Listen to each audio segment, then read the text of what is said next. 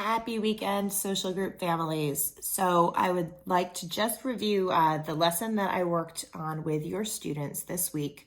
We talked about empathy. I think that our kids have been hearing that word tossed around a lot lately, sometimes casually, and I'm not sure that we always do the best job of explaining what empathy really is. So we focused on that topic this week. Empathy has often been described to people, and especially children, as a walk in other people's shoes. When I first started working with kids about 20 years ago, I also adopted that term, but quickly shifted after I found that it didn't always make sense to kids. For one reason, some of our more literal thinkers couldn't get past the idea of actually walking in other people's shoes, and that would sometimes sidetrack the whole lesson because that's not sanitary, they might not fit, et cetera, et cetera. You kind of get where I'm going with that. The other reason was that it's kind of a metaphor that kids take in and then quickly let go of. So instead of giving them that picture, I shifted to just talking about empathy as what it is, which is a social emotion. This week, we talked about that you feel empathy when you watch America's Funniest Home Videos, and you might see somebody sort of have a fall or an accident that other people are laughing at, but it kind of makes you cringe because you can imagine the pain that that person's feeling. That's empathy. Empathy can also be when something embarrassing happens to somebody near you and you feel embarrassed for them, with them. That's empathy. When you hear that a classmate's pet died and you find yourself feeling their sadness because you either know or can imagine what that loss feels like. Empathy. But it's not only challenging things. Empathy can also be feeling excited when somebody has good news, feeling joy when something awesome happens for a classmate.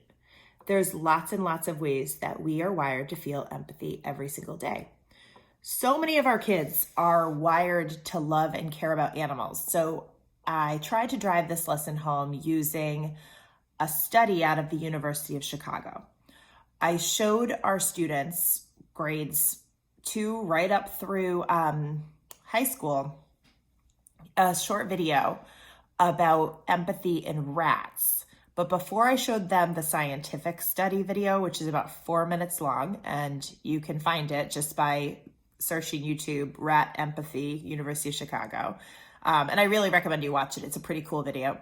But I told them a story first, and I called it a rat story, and broke it down that there was a rat, doesn't have a name, lived in Chicago. He's a pretty smart rat. He lived in a science lab, so he thought big thoughts like, wow, what is that distressed squeaking sound? I must investigate. I told them about how the rat found another rat in a cage, and then miraculously, these 5 chocolate chips appeared. And that is just a plot twist that really confuses our kids in just the right way because it gets them thinking. I asked them to think about what the rat was going to do next. They guessed all sorts of things, from trying to figure out how to free this other random rat in a cage, to eating all the chocolate chips, to doing both. But very few of the kids, and me also the first time I heard this story, expected the rat to not only free the other rat who was struggling, but also share the chocolate chips. It is an incredible, very small, very relatable story of empathy that our kids can connect with. After that, we discussed how we show empathy and how we can feel empathy for other people. Because if rats can do it this well, my goodness, so can we. As always, if you have absolutely any questions about this lesson, any follow-up comments or concerns, you can email me. Here's my email right here, and I will see you next week.